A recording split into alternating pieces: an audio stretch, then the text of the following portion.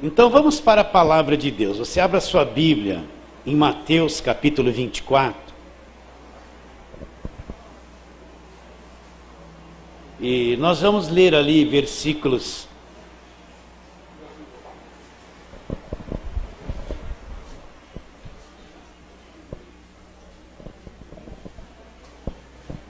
desde o versículo 32. Mas a tônica é o versículo 37 até o 39. Vamos falar hoje só um pouquinho sobre a vinda de Jesus, né? Jesus prometeu que ele voltaria aqui na terra. E prometeu também que a igreja será arrebatada. Você acredita nisso ou não? Você acredita que a igreja vai ser levada da terra? Jesus vai voltar e nos arrebatar, ele vai parar atrás das nuvens. E os salvos verdadeiros, eles vão ser tomados. Eles vão simplesmente desaparecer da terra. Você acredita que aquela esposa crente, o marido nunca quis dar ouvido à verdade? Quando Jesus vier arrebatar a igreja, ela vai ser tomada. E o marido não vai mais ver a esposa. Ela vai simplesmente desaparecer. Acredita nisso ou não? É bom que você acredite, porque está escrito e é a verdade da palavra de Deus. Então vamos ler. Versículo 32 de Mateus 24. Aprendei, pois, a parábola da figueira. Quando já os seus ramos se renovam e as folhas brotam, sabeis que está próximo o verão. Assim também vós, quando virdes todas estas coisas, sabei que está próximo às portas. Em verdade vos digo que não passará essa geração sem que tudo isso aconteça. Passará o céu e a terra, porém as minhas palavras não passarão. Mas a respeito daquele dia e hora, preste atenção, disseram aí que no final do ano passado ia acabar o mundo, né? Mas a respeito daquele dia e hora ninguém sabe, nem os anjos dos céus, nem o Filho, senão o Pai. E agora ele dá essa dica grande que nós vamos trabalhar em cima dela. Pois assim como foi nos dias de Noé, também será a vinda do Filho do Homem. Porquanto assim como nos dias anteriores ao dilúvio, comiam, bebiam, casavam-se, davam-se em casamento, até o dia em que Noé entrou na arca e não perceberam, senão quando veio o dilúvio e levou a todos.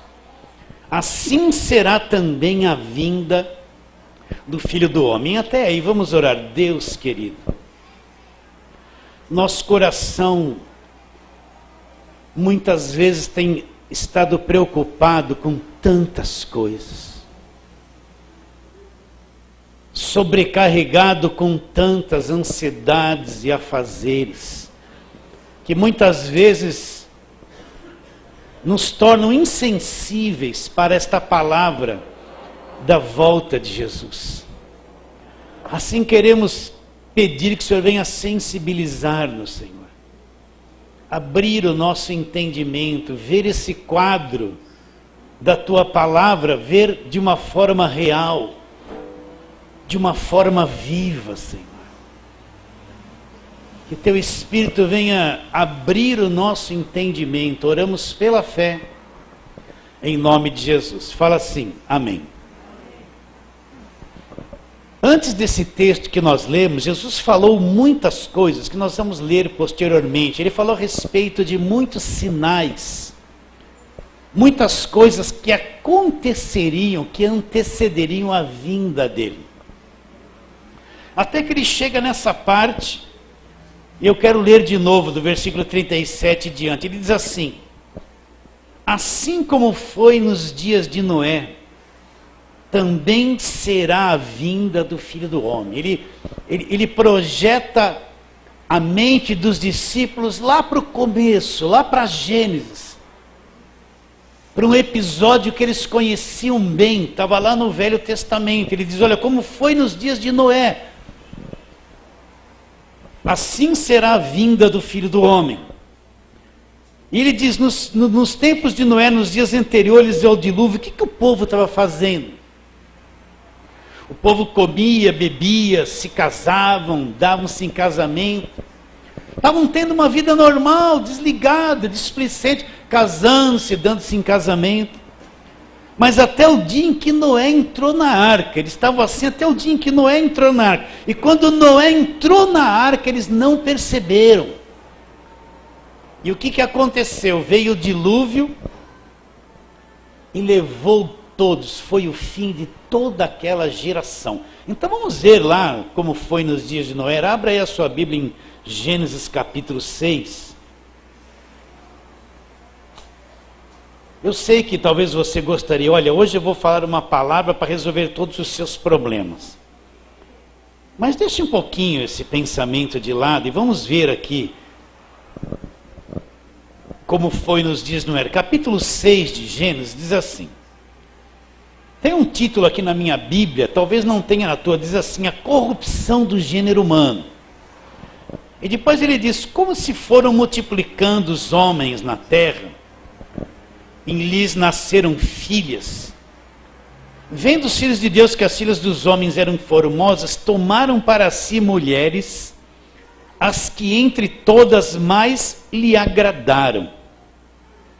Então disse o Senhor, o meu espírito não agirá para sempre no homem, pois este é carnal. Então para aqui um pouquinho.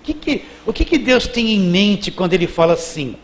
Este homem é carnal. Deus sabe que o homem se tornou um ser destruído, dominado, estragado por completo. Então quando Deus fala que o homem é carnal, Deus está vendo o homem corrompido, estragado, perdido, totalmente desviado da vontade de Deus, um homem totalmente escravizado por um monte de coisa. Ele está vendo uma geração estragada, destruída, perdida. Então ele diz, versículo 3, o meu espírito não agirá para sempre no homem, pois este é carnal, e os seus dias serão 120 anos. Ora, naquele tempo havia gigantes na terra.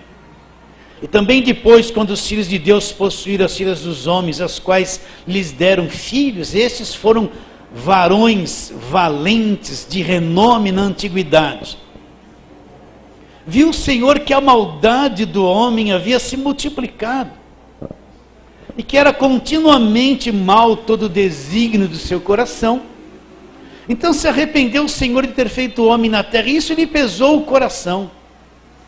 Disse o Senhor, farei desaparecer da face da terra o homem que criei, o homem, o animal, os répteis, as aves dos céus, porque me arrependo de os haver feito. Porém Noé achou graça diante do Senhor. Eis a história de Noé. Noé era homem justo, íntegro entre os seus contemporâneos. Noé andava com Deus. A terra estava corrompida à vista de Deus, cheia de violência. Viu Deus a terra e eis que estava corrompida, porque todo ser vivente havia corrompido o seu caminho na terra. Então disse Deus a Noé, resolvi dar cabo a toda a carne, porque toda a terra está cheia de violência dos homens. Eis que os farei perecer juntamente com a terra. E depois daqui em diante Deus dá um projeto muito grande para Noé. Deus orienta Noé a construir uma grande arca. E você já sabe o fim da história. Agora, como Deus está vendo a terra naquele tempo? Está vendo uma terra corrompida, cheia de violência. Os homens começaram a tomar para si todas as mulheres que mais lhe agradavam. Existiam homens valentes, mas acontecia uma coisa dentro do coração deles. O desígnio do coração dos homens era uma coisa má, ruim. E a Bíblia diz que todo ser vivente havia pervertido seu caminho. Então, é um quadro de uma terra devastada, destruída, estragada. Uma geração de homens e mulheres corrompidos, estragados, totalmente perdidos.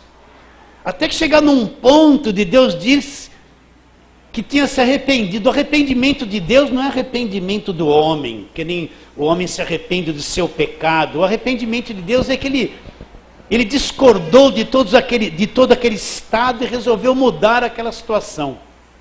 Mas no meio de toda aquela corrupção tinha um homem que era justo aos olhos de Deus, era Noé. Então, assim como a terra estava corrompida naquele tempo, agora pensa bem, que tempo é esse? Eles não chegavam lá e entravam no Google e punham qualquer frase, qualquer coisa e aparecia aquele mundo de informações que aparece hoje. Eles não tinham telefone, nem televisão, nem carro, nem aviões, nem celular, não tinham nada dessas coisas. Eles não tinham tantas informações que nós temos hoje. Que tipo de vida eles viviam? Não tinha asfalto, não tinha... O que predominava ali? Agricultura e agropecuária, criação de animais e plantação de alimentos, mais nada. Agora pense um pouquinho como nós estamos nos dias de hoje. A corrupção que existe hoje, né? Pensa, olha bem o homem de hoje. Eles não ligavam lá a televisão e aparecia um monte de programações, aquelas siliconadas, não apareciam lá. Eles não viam nada disso como a gente vê hoje. As siliconadas aparecem. Quem são as siliconadas, né? Onde você liga tem essas mulheres desse jeito. Sim ou não? Não é verdade? O apelo sensual é direto na televisão, é fazenda, é isso, é aquilo. E um mundo de informações corrompidas na mente dos homens, porque o homem é atraído por vista, constantemente uma tempestade de sensualismo, constantemente. E uma avalanche de prostituição, tudo que é errado que você pode imaginar, está aí caindo sobre a humanidade, e a violência, a corrupção em excesso. Você acha que esse quadro aqui dos dias de Noé é muito superior aos dias de hoje? Não. Hoje a coisa cresceu alarmante. O que era a habitação do mundo naquele tempo? Ainda a terra não estava toda habitada.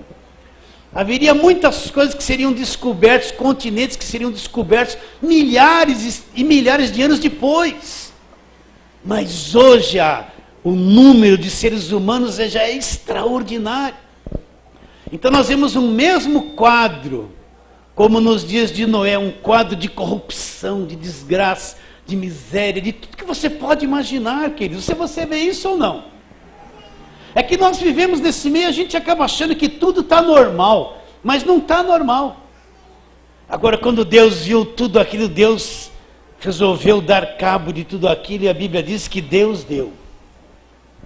Então eu quero trabalhar um pouquinho na tua mente, no teu coração, porque o mesmo quadro nós estamos vendo nos dias de hoje. Então vamos ver como Paulo fala das pessoas dos dias de hoje. Vamos lá, segunda carta de Paulo a Timóteo, capítulo 3.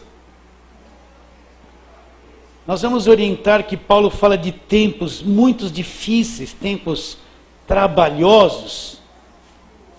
E ele diz a corrupção dos últimos tempos, ele diz coisas interessantes que nós temos que ler e compreender. Então, segunda carta dele a Timóteo, que era o seu filho na fé, um jovem servo de Deus. Então ele diz assim, no versículo 1 do capítulo 3 da sua segunda carta: sabe, porém, isto, nos últimos dias sobrevirão tempos difíceis. Então ele está dizendo, olha, nos últimos dias, são os dias que nós estamos vivendo. Então ele diz que vai ser um tempo muito difícil, com muitas dificuldades.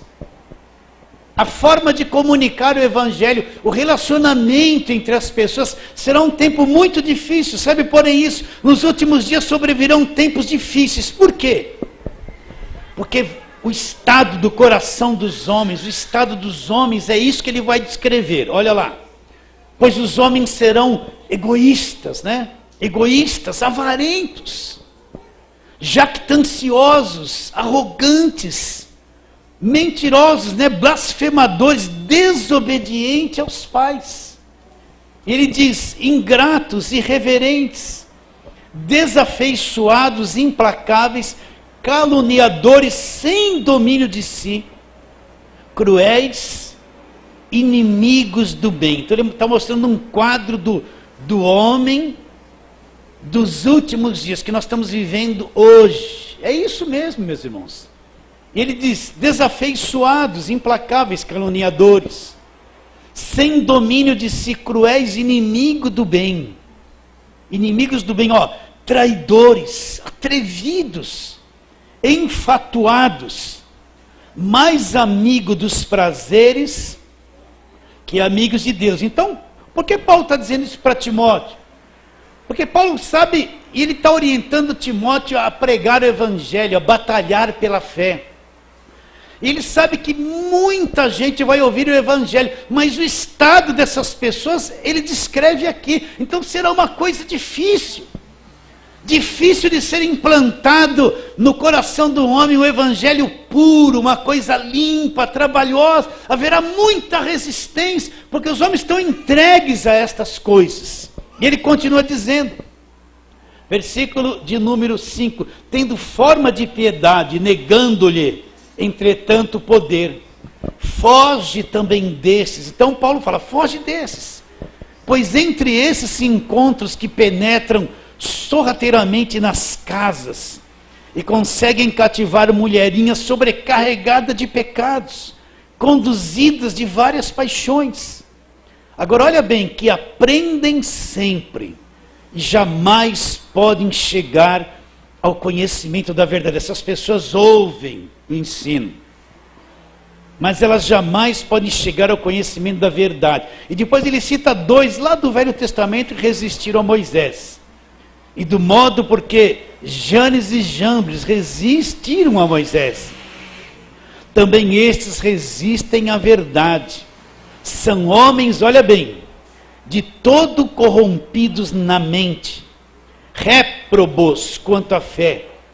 Eles todavia não irão avante, porque a sua insensatez será todos evidente, como também aconteceu com a daqueles. Então ele diz que é um tempo trabalhoso, um tempo difícil, um tempo onde o estado mental do homem, o estado emocional, a corrupção, o coração do homem vai estar se manifestando de uma forma tão grande. Eles têm uma mente com incapacidade de receber a mensagem do evangelho. É por isso que é mais fácil receber qualquer coisa que se fala a respeito de Deus.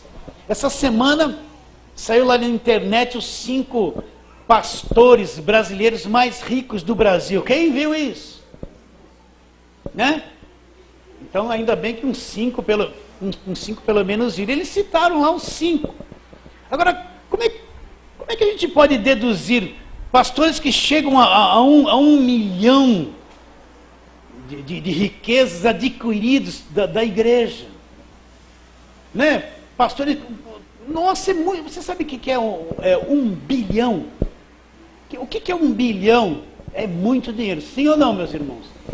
Então imagine alguém na igreja com 1 bilhão na mão. É muito dinheiro, mas adquirido como? Adquirido através da proposta que todo mundo vai ficar rico se der tudo que tem. Vocês estão entendendo isso? Sim ou não? Então é mais fácil para quem se encontra no estado interior desse jeito aceitar uma mensagem assim, correr atrás de uma mensagem assim, entrar de cabeça em mensagem assim.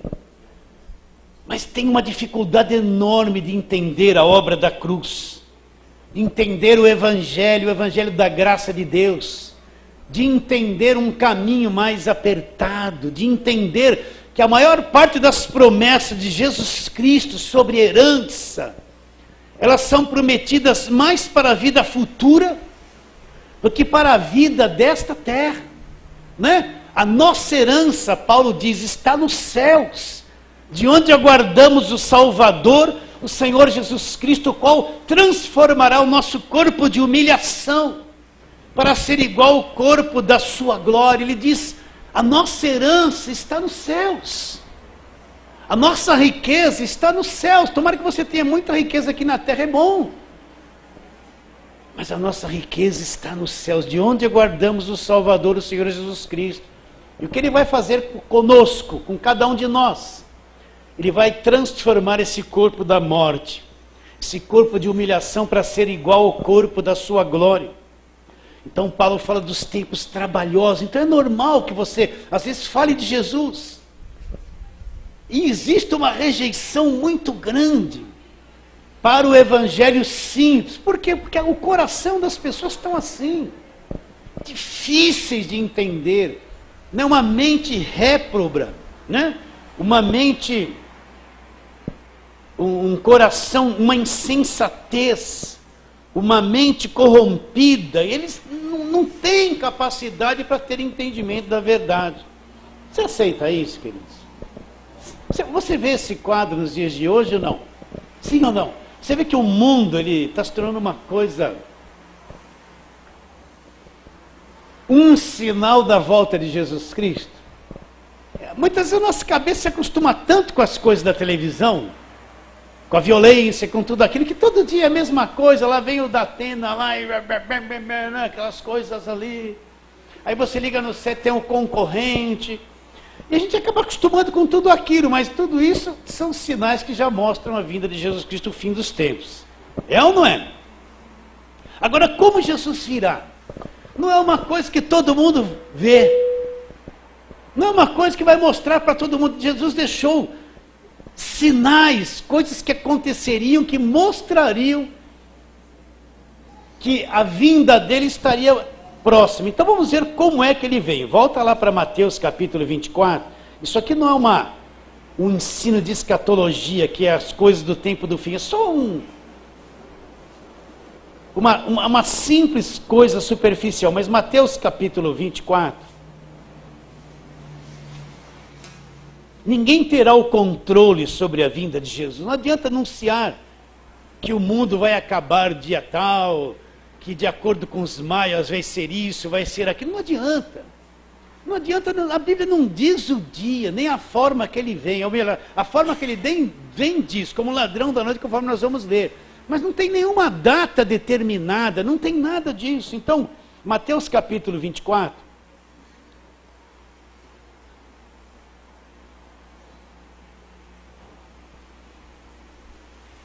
Nós vamos ler o versículo 43. Diz assim: mas considerai isso.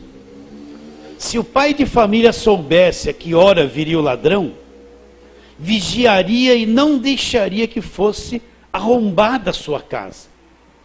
Por isso ficai também vós apercebidos, porque a hora em que não cuidais, o Filho do Homem virá. Então por que ele compara que a vinda dele como a vinda de um ladrão?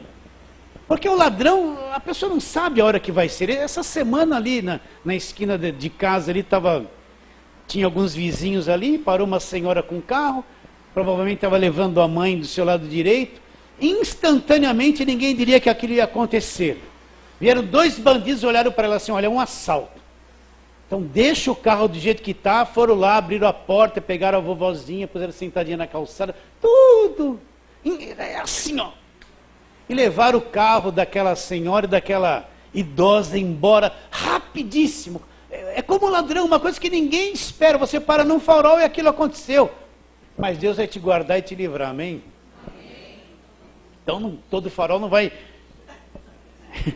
Não chega assim, ó, bom, o farol está lá, já vou parar aqui, fecha os vidros, que nem as irmãs fazem. Aí quando abre, calma, faz tudo normal, não ande com medo, porque Deus está com você. Mas o ladrão, ele vem assim, é uma coisa inesperada, de repente. Então Jesus está comparando a vinda dele a isso, uma coisa que ninguém espera. Como um ladrão, ele vem de repente, quando ninguém está preparado, ninguém projetou nada, ninguém controlou nada, ninguém está vendo, anunciando. É uma coisa como um ladrão, de repente vem e acontece. Vamos ver o que Pedro disse. Volta lá, 2 de Pedro, capítulo 3. Não fique com medo de nada, certo, meus irmãos? Mas 2 de Pedro, no capítulo de número 3, nós vamos ver Pedro falando uma coisa interessante que se refere a isso.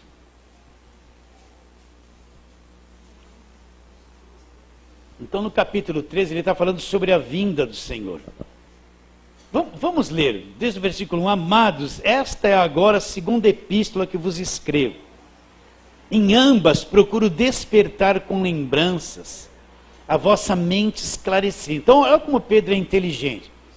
Ele já ensinou a igreja, ele sabe que já tem conhecimento. Então, ele quer despertar a mente deles, que é uma mente esclarecida, né? Com as mesmas lembranças, para que vocês recordem das palavras que anteriormente foram ditas pelos santos profetas, bem como pelo mandamento do Senhor e Salvador, ensinado pelos vossos apóstolos. Tendo em conta que, antes de tudo, nos últimos dias virão escarnecedores, com seus escárnios, andando segundo as suas próprias paixões, dizendo: onde está a promessa da sua vinda? Porque desde que os pais dormiram, todas as coisas permanecem como desde o princípio da criação, porque deliberadamente esquecem de que há longo tempo houve céus, bem como a terra, a qual surgiu da água através da água pela palavra de Deus, pela qual veio perecer o mundo daquele tempo afogado em água. E os céus que agora existem e a terra, pela mesma palavra, têm sido entesourados para fogo, estando reservados para o dia do juízo e a destruição dos homens ímpios. É isso mesmo que está escrito aí, olha bem. Ora, os céus que agora existem e a terra, pela mesma palavra, têm sido entesourados para o quê? Para o fogo, estando reservados para o dia do juízo e destruição dos homens ímpios. Há todavia uma coisa, amados, que não deveis esquecer, que para o Senhor um dia é como 1000 anos, e 1000 anos como um dia. Não retarde o Senhor a sua promessa, como alguns a julgam demorada. Pelo contrário, Ele é longânimo para convosco, não querendo que nenhum pereça, senão que todos cheguem ao arrependimento. Agora ele mostra como Jesus virá. Virá, entretanto, como ladrão o dia do Senhor, no qual os céus passarão com estrepitoso estrondo, e os elementos ardendo se desfarão abrasados. Também a terra que nela existe serão atingidas, também a terra e as obras que nela existem serão atingidas, visto que todas essas coisas hão de ser assim desfeitas. Deveis ser tais como os que vivem santo procedimento e piedade, esperando e apressando a vinda do dia de Deus, por causa da qual os céus incendiados serão desfeitos, os elementos abrasados se desfarão. Então, o testemunho de Jeová diz que vão viver aqui na terra, mas Pedro disse que a terra vai ser destruída com fogo. Acredita nisso ou não? Né? Agora ele diz que o dia do Senhor ele vem como um ladrão, uma coisa inesperada. De repente, quando a pessoa menos espera, aquilo vai acontecer, isso vai acontecer. Vamos em outro texto, ali em 1 Tessalonicenses, volta lá, que o tempo está passando rápido, eu preciso correr com isso aqui. Então, 1 Tessalonicenses, no capítulo 5,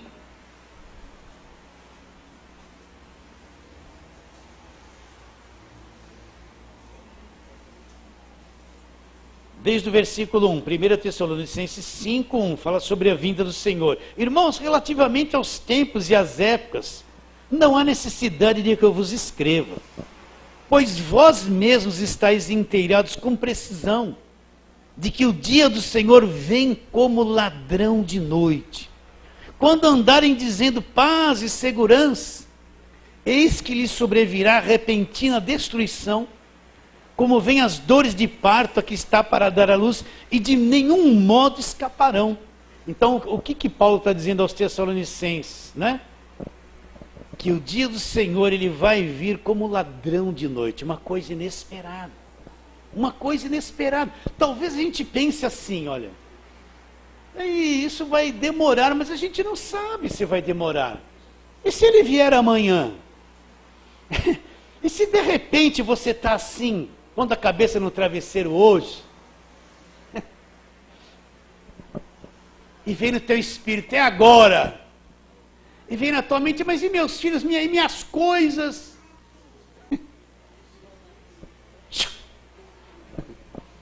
Já pensou nisso? Você é uma pessoa, olha, O crente tem que ser alguém preparado para toda e qualquer mudança. Presta atenção no que eu vou te dizer. Toda e qualquer mudança. Quando eu digo toda e qualquer mudança, é toda e qualquer mudança. Porque a vida muda, meus irmãos.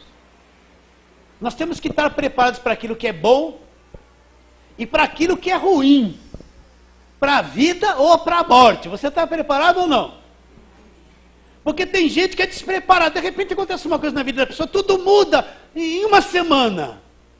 Aí você vê um monte de crente, ai meu Deus, o senhor mudou, Senhor, estou com o Senhor, estou preparado. Aí vem aquela batalha emocional, é agora que eu vou viver pela fé. E se tudo mudar? É que nem assim eu penso, olha, a pessoa está empregada lá ganhando 10 mil, está tranquilo. 10 mil, gasto 8, sobra 2 por mês. Vou comprar, vou vender, vou viajar, né? Aí ele chega lá na segunda-feira, tem lá uma cartinha, acho que é uma promoção. Aí ele abre assim, muito obrigado. Você está preparado se acontecer uma coisa assim? Você vai continuar na mesma fé? Seu coração vai estar fundamentado na verdade, ou seu mundo vai cair, você vai fazer a campanha para sair do fundo do poço. O crente tem que estar preparado para tudo. Você acredita nisso ou não? Para tudo de bom. Nós gostamos de tudo de bom. Mas e se acontecer tudo de ruim? Está preparado para suportar, enfrentar, encarar tudo que tem que encarar ou não? Nós temos que estar preparados para isso, para tudo.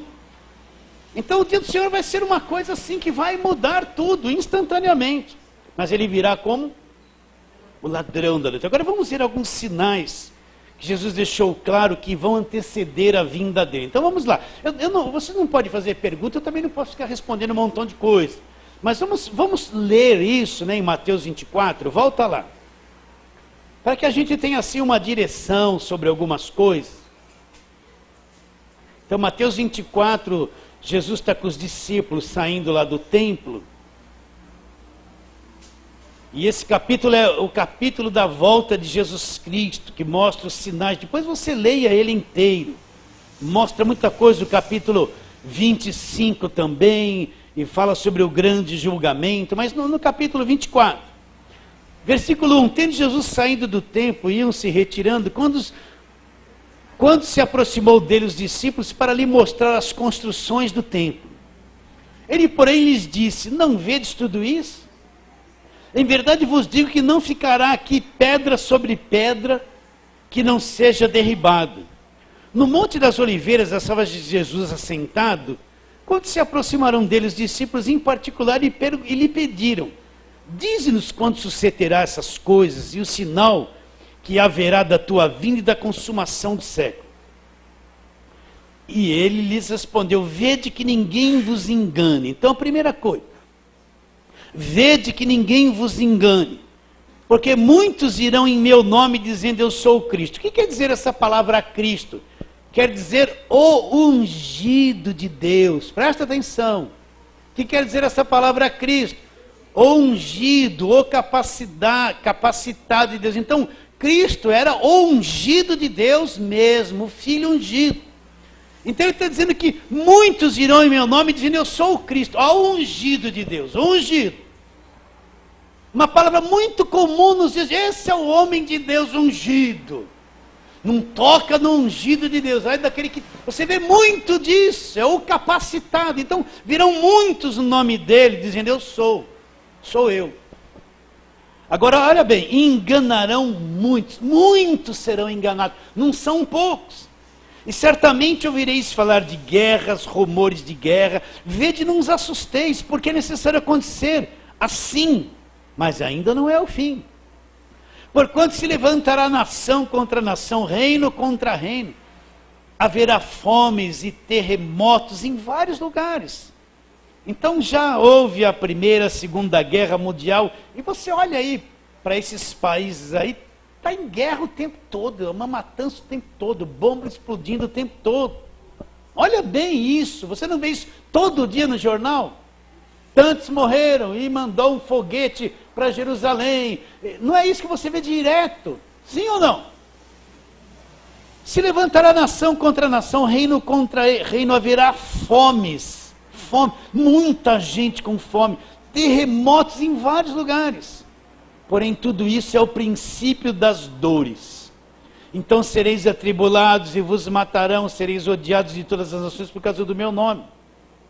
Nesse tempo muitos vão de se escandalizar, trair e odiar uns aos outros. Levantar-se-ão muitos falsos profetas e enganarão a muitos. E por se multiplicar a iniquidade, o amor se esfriará de quase todos. Veja bem, quase todos. Aquele, porém, que perseverar até o fim será salvo. Mas perseverar em quê? Esse quadro aqui que Jesus está dizendo é o quadro daqueles dias do tempo do fim que estará acontecendo. Então, essa perseverança que ele está dizendo aqui é para aqueles que estão vivendo aqueles acontecimentos literalmente. Vocês estão entendendo ou não? Então, a nossa salvação não depende da minha perseverança, depende da fé que eu já tive em Jesus Cristo. Mas aqueles que estiverem nesse quadro aqui, eles vão ter que perseverar, porque vão ser dias terríveis que eles vão ter que enfrentar. E se ele perseverar até o fim, para eles, vão ser salvos. Mas nós já somos salvos, porque já cremos. E será pregado este evangelho do reino por todo o mundo para testemunho de todas as nações. Então virá o fim. Vira lá a página, vamos pular aqui, versículo 24. Porque muitos falsos cristos, muitos falsos profetas surgirão operando grandes sinais e prodígios para enganar, se possível, os próprios eleitos. Então surgirão falsos ungidos, falsos profetas, que farão coisas tão extraordinárias, que se fosse possível, os escolhidos, quem são os escolhidos? Aqueles que são salvos, comprados, justificados, esses são os eleitos de Deus. Se fosse possível, até esses seriam enganados, mas não é possível. Por que um eleito de Deus não vai ser enganado? Não é possível ele ser enganado. Primeiro, porque ele é habitação do Espírito Santo. Ele é corpo de Cristo, ele tem unção de Deus. Sim ou não? Então ele tem discernimento da verdade, ele conhece o Evangelho. Então, para esse, olha, eu vou ler de novo. Porque surgirão falsos cristos, falsos profetas, operando grandes sinais e prodígios para enganar, se possível, os próprios eleitos. Vede que vos tenho dito. Porquanto se vos disseram, eis que está no deserto, não saiais. Ei-lo no interior da casa, não acrediteis. Porque assim como o relâmpago sai do oriente e se mostra no ocidente, assim é de ser a vinda do Filho do Homem. Então, o que um relâmpago faz? Ele, um clarão assim, ó, não é? Então, a vinda dele, quando ele vier, realmente será vista por todos. Ele não vai estar num cantinho de uma casa, ali, aqui. Vai ser visto por todos. Então, todas essas coisas são sinais que estão acontecendo. Desde que eu encontrei Jesus há 35 anos atrás, eu já ouço a respeito dessas coisas. Algumas há 35 anos atrás eram difíceis de entender. Mas agora já está muito mais fácil de entender. Muito mais fácil. Vamos ver um outro texto aqui, só para ficar bem claro. Lucas capítulo 21. Vamos ler um versículo aqui que fala sobre esses tsunamis, essas coisas todas que têm acontecido, né? Lucas 21. Versículo 25, está falando também sobre a vinda de Jesus Cristo, o tempo dos fins, as dores, né? Então no versículo 25 de Lucas 21, ele fala assim, haverá sinais no sol, na lua e nas estrelas. Sobre a terra, olha, veja bem, sobre a terra angústia entre as nações. Então, sobre a terra vai haver uma angústia entre as nações. O que proporcionará essa angústia lá? Em perplexidade por causa do bramido do mar e das suas ondas. Então, nós temos visto como aconteceu no Japão, uma cidade toda, as águas virem destruir tudo, houve aquele tsunami, tudo isso você já viu. Mas isso vai acontecer em larga escala. O planeta vai estar tão alterado que essas cidades beira-mar, muitas delas vão ser totalmente destruídas, desaparecidas. Você acredita nisso ou não? Está aqui. Então, haverá uma angústia nas nações muito grande. Por quê? Por causa do mar, do bramido do mar e das ondas do mar. Se você fosse ler isso há 30 anos atrás, ficaria meio... Mas nesses últimos acontecimentos, fica fácil de entender isso aqui. Então, tudo isso são sinais que estão apontando, direcionando. Olha, Jesus está voltando. Jesus vai voltar. Uma hora isso vai acontecer. As fomes, os terremotos, as pestes, né? Isso vai acontecer, queridos. Agora, se esses sinais, muitas coisas já se cumpriram, e eles apontam para a vinda de Jesus Cristo, o que vai acontecer antes da vida de Jesus Cristo, que todo olho verá e toda língua confessará? Vai acontecer o arrebatamento da igreja. Existem 3 correntes de pensamento. São os pré-milenistas, os mid e os pós, né? Então, tem 3 pensamentos sobre isso. O primeiro, o pré. O pré é aquele que acredita que a igreja vai ser retirada da terra antes da tribulação. O mid é aquele que acredita que no meio da tribulação a igreja vai sofrer, mas vai ser arrebatada no meio. E outros acreditam que a igreja vai passar pelo sofrimento inteiro e vai ser arrebatada só no fim. Mas eu acredito que a igreja vai ser tomada da terra antes dessas tribulações todas. Então vamos ler isso. 1 Tessalonicenses, capítulo 4, onde nós já lemos agora mesmo, né? Então um evento, um acontecimento extraordinário está para acontecer, né? Então pensa nisso. Capítulo 4 de 1 Tessalonicenses, vamos ler desde o versículo 13. 1 Tessalonicenses 4, 13. Não queremos, porém, irmãos, que sejais ignorantes com respeito aos que dormem, para não vos entristecerdes como os demais que não têm esperança. Então, quando o apóstolo usa essa palavra, os que dormem, para nós, são aqueles que já partiram, que já morreram, que já partiram, que já estão do outro lado. Eles não estão lá dormindo num sono da alma, eles estão vivos, salvos com Jesus, mas para nós eles dormiram.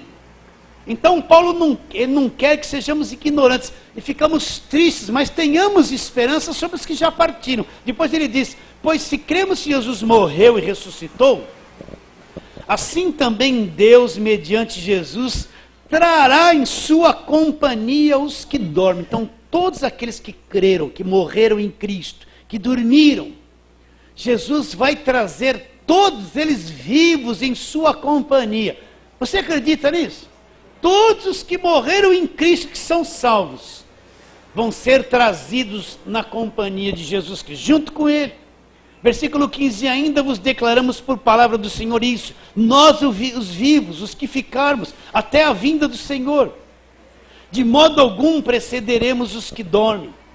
Porquanto o Senhor mesmo, dada a sua palavra de ordem, ouvida a voz do arcanjo, e ressoada a trombeta de Deus, descerá dos céus, e os mortos em Cristo ressuscitarão primeiro. Agora os vivos. Depois nós, os vivos, os que ficarmos, seremos arrebatados juntamente com Ele entre as nuvens, para o encontro do Senhor nos ares. E assim estaremos para sempre com o Senhor. Consolai-vos, pois, uns aos outros com esta palavra. Então o que ele está dizendo? O arrebatamento vai ser assim, Cristo vai vir.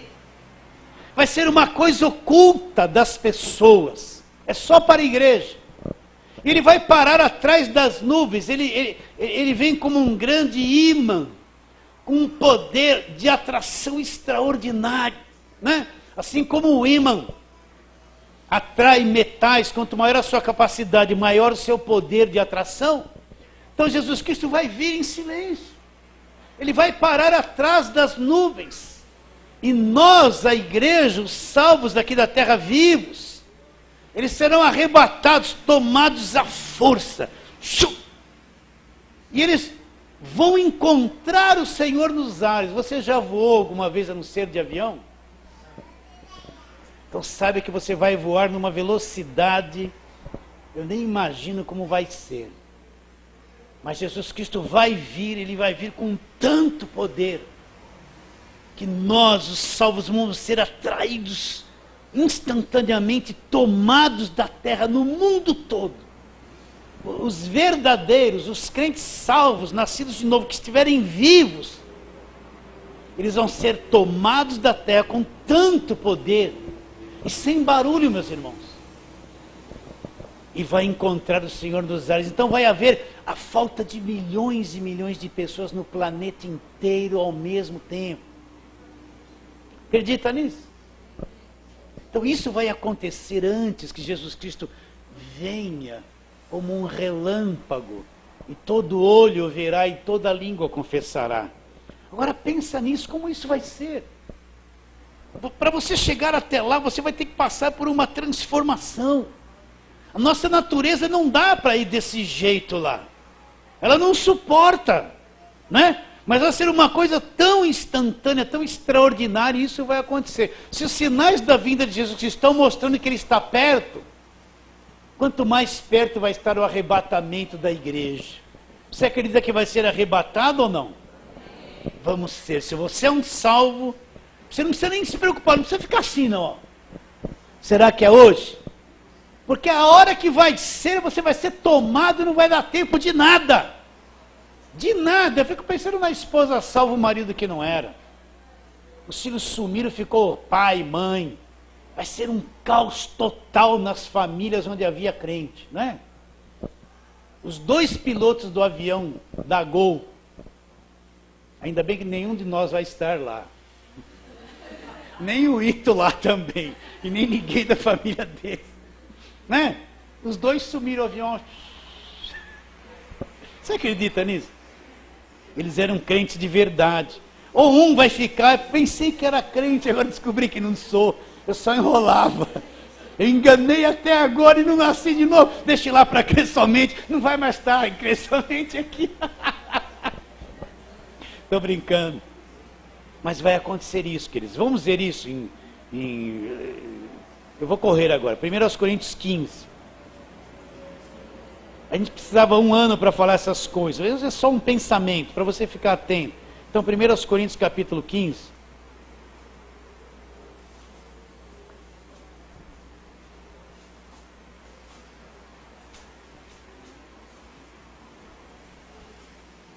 Nós vamos ler ali alguns versículos. Ele está falando sobre a ressurreição, sobre como serão os nossos corpos, né? Então vamos ler aqui, a partir do versículo 45. Pois assim está escrito, o primeiro homem, Adão, foi feito alma vivente. O último Adão, que é Cristo, porém espírito vivificante. Mas não é o primeiro o espiritual, e sim o natural, depois o espiritual. O primeiro homem formado da terra é terreno. O segundo homem é do céu. Como foi o primeiro homem terreno, tais são também os demais homens terrenos. E como é o homem celestial, tais também os celestiais. Assim como trouxemos a imagem do que é terreno, devemos trazer também a imagem do celestial. Nós trouxemos a imagem distorcida, destruída de Adão. Mas agora nós vamos trazer a imagem do celestial, de Cristo. Continuando. Isto afirma, irmãos, que carne e sangue não podem herdar o reino de Deus, nem a corrupção herdar a incorrupção. Eis que vos digo um mistério, nem todos dormiremos, mas transformados seremos todos. Olha lá, num momento, num abrir e fechar de olhos. Ao ressoar a última trombeta, a trombeta soará, os mortos ressuscitarão incorruptíveis, e nós seremos transformados. Então pensa nisso, num abrir e fechar de olhos, dá uma piscadinha assim, pronto.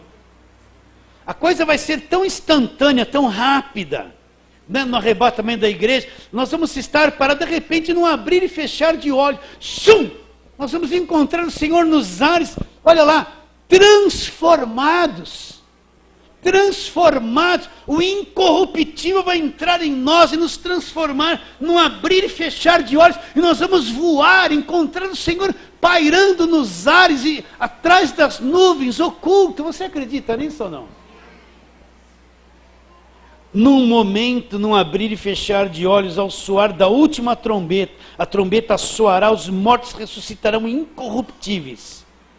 E nós seremos transformados, porque é necessário que este corpo corruptível se revista de incorruptibilidade, e o corpo mortal se revista da imortalidade. É isso que vai acontecer. A incorruptibilidade vai revestir esse corpo mortal, e a imortalidade vai revestir. Enquanto este corpo corruptível se revestir da incorruptibilidade, o que é mortal se revestir da imortalidade, então se cumprirá a palavra escrita: tragada foi a morte pela vitória. Onde está a morte, a tua vitória? Onde está a morte, o teu aguilhão? O aguilhão da morte é o pecado, e a força do pecado é o quê? A lei. Mas graças a Deus que nos dá a vitória por intermédio de nosso Senhor Jesus Cristo. Portanto, meus irmãos, meus amados irmãos, sede firmes, inabaláveis, sempre abundantes na obra do Senhor, sabendo que no Senhor o vosso trabalho não é vão. Então, vai ser uma transformação tão instantânea, que o incorruptível vai ser revestido da incorruptibilidade, e o mortal da imortalidade. Então aí a morte física nunca mais terá domínio e poder sobre qualquer um de nós, e nós estaremos nos ares para sempre com o Senhor. Você acredita nisso ou não? Então, pastor, qual é o meu procedimento? Qual é o meu procedimento? Vamos lá para Pedro de novo. Eu tenho 3 minutos para terminar aqui essa palavra, mas na segunda carta de Pedro,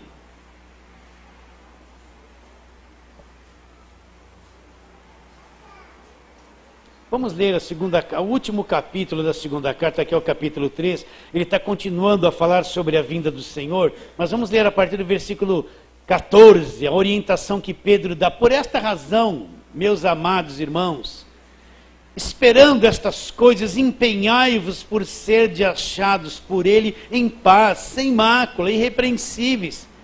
Tende por salvação a longanimidade do nosso Senhor, como igualmente o nosso amado irmão Paulo vos escreveu, segundo a sabedoria que lhe foi dada, ao falar acerca desses assuntos, como de fato costumas fazer em todas as suas epístolas, nas quais há certas coisas difíceis de entender, que os ignorantes e instáveis deturpam, como também deturpam as demais escrituras, para a sua própria destruição. Vós, pois, amados prevenidos como estáis de antemão, acautelai-vos. Não suceda que, arrastado pelo erro desses insubordinados, descaiais da vossa própria firmeza. Então, como que nós temos que estar fazendo? Aí ele diz: antes, crescei na graça de nosso crescei na graça e no conhecimento do nosso Senhor Jesus Cristo e Salvador Jesus Cristo. A Ele seja dada tanto glória como no dia eterno. Então, o que eu tenho que estar fazendo? Eu tenho que estar crescendo na graça e no conhecimento, conhecendo o Evangelho, sendo aperfeiçoado pela verdade, crescendo, renovando a mente, crescendo no conhecimento, viver uma vida em paz, uma vida segura, firme, porque quando isso acontecer, o salvo, meu irmão, você é salvo ou não? Num abrir e fechar de olhos será transformado, nós estaremos para sempre com o Senhor. Então, cuidado com os valores que você tem na tua mente, no teu coração. Muitas vezes nós estamos valorizando tantas coisas desta vida, que vai ficar tudo aí. Muitas vezes nós estamos confiando naquilo que nós não deveríamos confiar. Estamos tendo segurança naquilo que é inseguro e achando que está tudo bem, porque a nossa confiança e segurança está no Senhor. Então cresça na graça. Se proponha no coração: eu vou crescer na graça. Vou crescer no conhecimento de Jesus Cristo. Não vou ser uma pessoa que só fica assim: me dá vitória, me dá isso, me dá aquilo. Eu quero ter conhecimento de Deus, porque quando isso acontecer, qual será o resultado? Nós encontraremos com o Senhor nos ares, e para sempre nós estaremos com o Senhor. Você crê nisso? Então diga amém. Vamos ficar em pé, vamos orar. Feche os teus olhos. De fato tudo isso vai acontecer. Mas aqueles que foram salvos, aqueles que foram comprados com sangue, aqueles que foram feitos filhos, esses são pessoas salvas, guardadas pelo poder de Deus. Quero orar, Deus querido, isso está aqui na tua palavra, não é invenção, não é um entusiasmo, Senhor, mas é a pura verdade, Senhor. E nós olhamos para o mundo e vemos o mundo, Senhor, tudo apontando para a vinda de Jesus Cristo. Assim eu quero orar por cada um de nós, para que estas coisas sejam despertadas dentro do nosso coração. A sensibilidade para estas verdades, Senhor. Que nós não venhamos a cair no sono como aquelas 5 virgens nécias caíram, e quando o noivo veio, aí é que elas foram tentar comprar azeite para ter luz.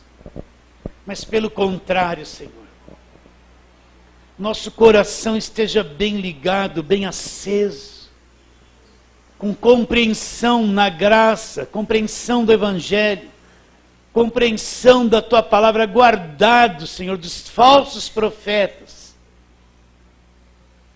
guardado da arrogância, da mentira, das coisas deste mundo, Senhor.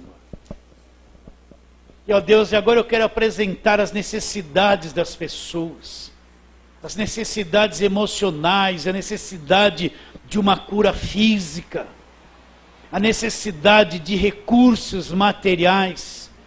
Quero interceder por todos os que aqui estão, Senhor, e pedir que o Senhor venha abençoá-los. Que ainda nesta semana, cada um tenha um despertamento verdadeiro, Senhor. Uma revelação da Tua Palavra, uma nova descoberta, uma nova reação, uma nova visão do Evangelho, Senhor.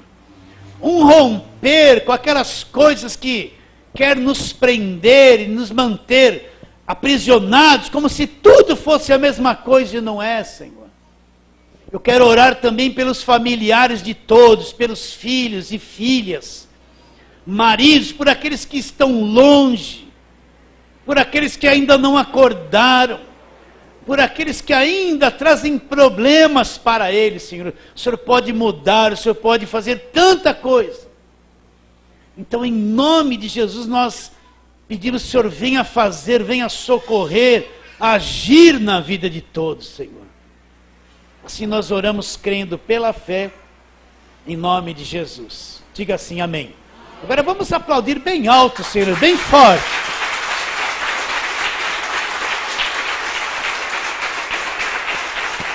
Isso. Amém. Não teve nem louvor porque o tempo passou, tá bom? Mas nós terminamos assim. Agora fala para o teu irmão, meu irmão, ele vem. Fala só isso para ele, ele vem. Jesus vem. Ele